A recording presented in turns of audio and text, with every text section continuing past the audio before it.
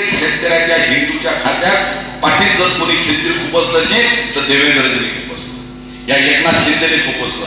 हा एकनाथ शिंदे तो भगव्याच्या आड लपलेला सैतान आहे, सैतान. भगव्याच्या आड लपलेला अक्षरशः सैतान आहे आणि अक्षरशः हिंदूची मराठी माणसाची दिशा होतो.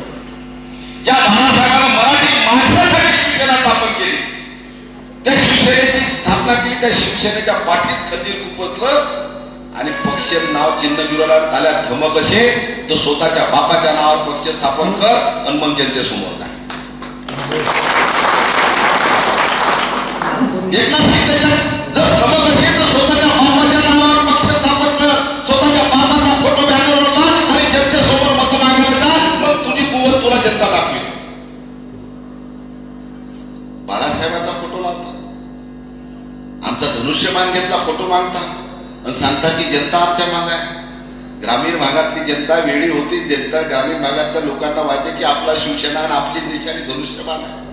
प्रत्येक घरापर्यंत आपली मशाल पोचली नव्हती, पण आता प्रत्येक घरापर्यंत या विधानसभेत सर्वांसमोर मशाल. म्हणून ही वेळ आहे तुम्हाला सांगतो, एसटी सर्व आपसात भेदभाव निर्माण करून देणारा हा महाराष्ट्राचा मुख्यमंत्री आहे. म्हणून आता लोक असं कधीच झालं नाही. जाती जातीत तेढ केव्हा निर्माण झालं नाही.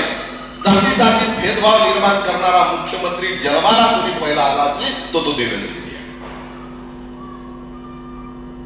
देवेंद्रजीला हे कधी जाण नाही की ज्या शेतकऱ्याला मी स्वप्न दाखवलं, विधानसभेच्या निवडणुकीच्या वेळेला मी घोषणा केली होती, पण देवेंद्रजी असू द्या का एकनाथ शिंदे असू द्या का अजितदादा असू द्या की आमचं सरकार महाराष्ट्रात आल्याबरोबर आम्ही शेतकऱ्याला सरसकट कर्जमाफी देऊ. आज 1 वर्ष झाले पण महाराष्ट्रातल्या शेतकऱ्याला आतापर्यंत सरसकट कर्जमाफी दिली नाही. मग तुम्हा आपल्याला जर कुठे जाण असेल, अनेक लोकांनी विधानसभेला मतदान केलं, बळीचे बकरे पडले, 1,000 रुपयाचं आम्ही दाखवलं, लाडकी बहिणीला आम्ही दाखवलं, ज्या बहिणीने कधी 1,500 आमच्या खात्यात असं म्हटलं नाही.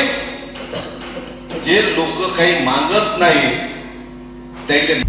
आता isakal.com आहे देशातील नंबर 1 ची मराठी न्यूज वेबसाईट. प्रत्येक अपडेटसाठी isakal.com ला नक्की भेट द्या.